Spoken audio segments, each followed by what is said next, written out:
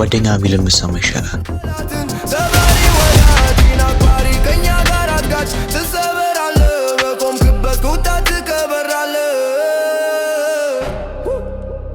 ሰፈረኛ ነው የኛ ነው። ፍሬሽ ተማሪ ነው።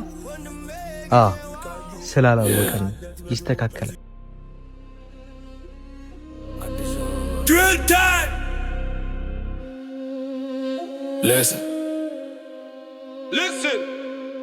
ቆይ ትምህርት መማር አትፈልግም እንዴ?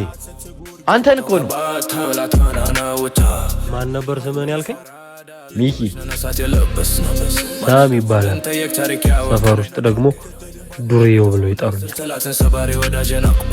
ዱርዬው? በቆምክበት ቦታ ትቀበራለህ። የሰፈረኛ ነው የህገኛ ነው። ተሰብሰብ ወንድሜ ጊዜዋ ሁን